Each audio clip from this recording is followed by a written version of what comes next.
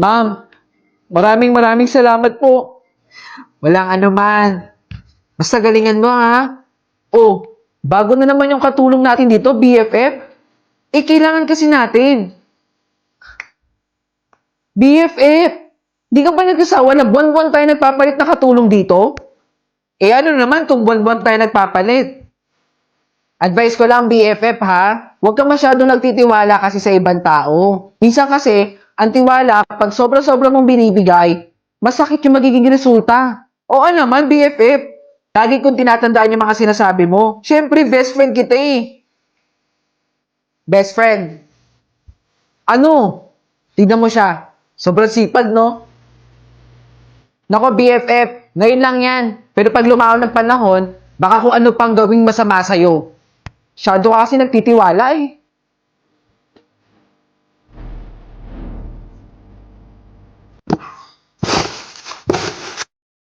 Ano nangyayari sa'yo, BFF? Best friend, nawawala yung mga alahas ko dito. Ano? Yan na nga ba sinasabi ko sa'yo eh. Baka yung bagong katulong mo. Di ba kasi sinabihan kita na huwag ka masyado nagtitiwala? Tanungin mo kaya siya. Ay naku, best friend. Sige, tatanungin ko siya. At kung sakaling siya ang kumuha, ipapakulong ko siya.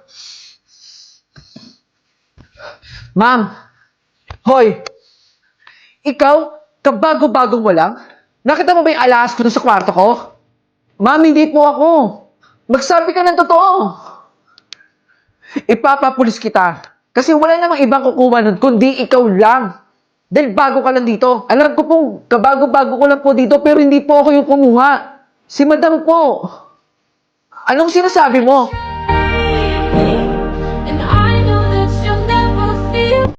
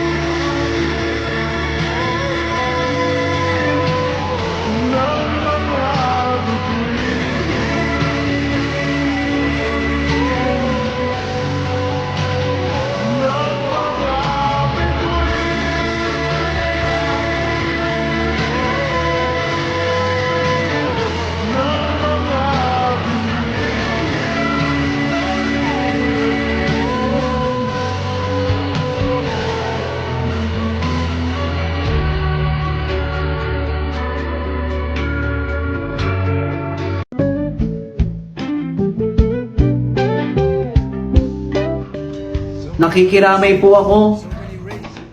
Different voices, different choice. Ate, sino yung batang yun? Bakit parang ngayon ko lang nakita yun? Ah, kaibigan? Ay, opo. Kaibigan ko po siya. Napakabait po niya. Bata. Oh, magbiskwit ka muna. Salamat po.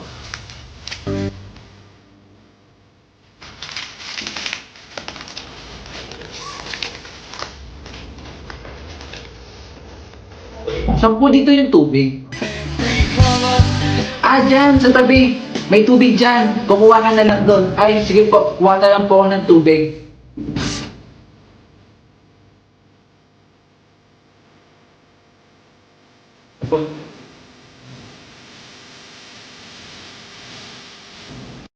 Nandiyan na naman yung bata. At parang hindi siya nagpalit ng damit. Kumakain na naman ng biskwit. Tita, oh, alam mo may napapansin ako dun sa bata. At parang halos araw-araw nandito siya. Tapos, gabi-gabi din siya kumakain dito. Ah, alam mo, halos lahat ng patay dito pinupuntahan ng batang yan. Kasi walang makain daw yan sa kanila. Binubugbog daw yan ng tiyuhin niya. Ha? Kaya yung mga tao dito sa lugar natin, sanay na dyan sa batang yan. Ibig sabihin, pumupunta-punta talaga siya sa iba't ibang patay dito para lang makikain. Kawawa din kasi.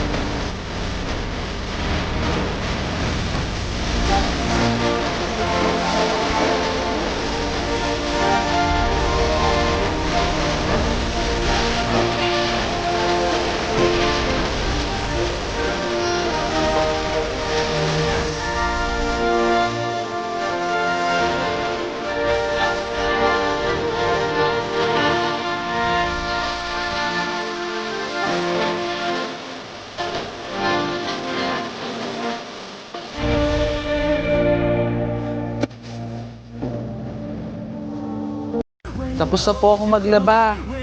Alex Ellie, ito po muna ang bayad ko sa inyo ha. Marami naman po yan eh. Salamat po dito. Ang dami naman po nito. Salamat din po sa paglaba ha. Tignan mo yung binayad sa akin, oh. Ang dami, oh. Pwedeng-pwede mo itong gamitin sa umaga bago ka pumasok. Ma, expired na tong mga to eh. Expired ba yan na? Huwag mag-alala, pikit ang iyong mata, tanan